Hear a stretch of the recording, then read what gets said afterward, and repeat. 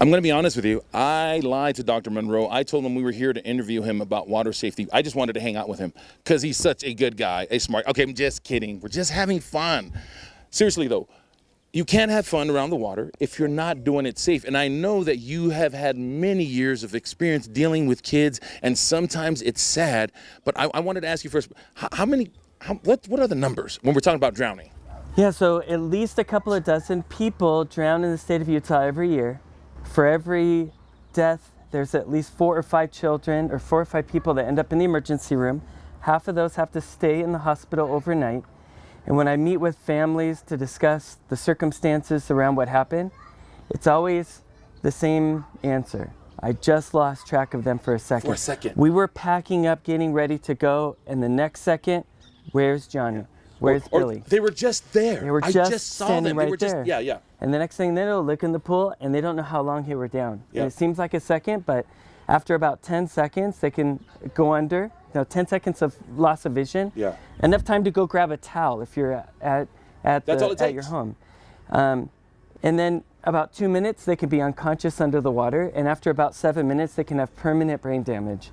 So it only takes that split second to lose track of them, but the consequences could be lifelong. But also, if you're not prepared, you then panic, right? And then you start to do other things that could add more time while the child is underwater, or the person is anybody who's underwater, right? So you need to think quickly. So that's why I'm so glad too that you're going to give us some of these tips. I think you mentioned in a previous conversation something called a water watcher, right? Tell me about that. So pool safety is important. Having a fence all the way around the pool, not letting anybody in who's unsupervised. Children under 14 should always have somebody supervising them.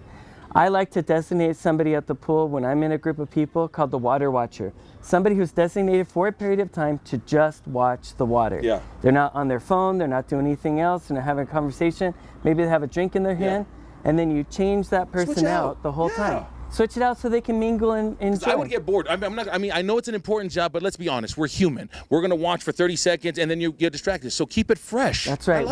We're having a lot of binge behavior right now because we've been locked down for the past year. People are starting to break out.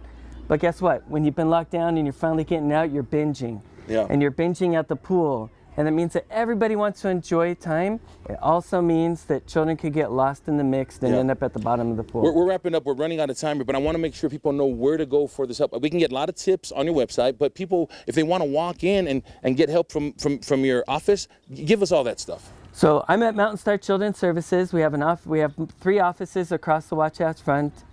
Utah County, Salt Lake County, the North County. MountainStarChildren's.com has really good information. There's also a place where you can ask questions, and I might be the one to answer that. And then the Utah Safety Council online, the Utah Health Department has a lot of really good information, tips. It's important for everybody to learn CPR and basic resuscitation skills if somebody does go down.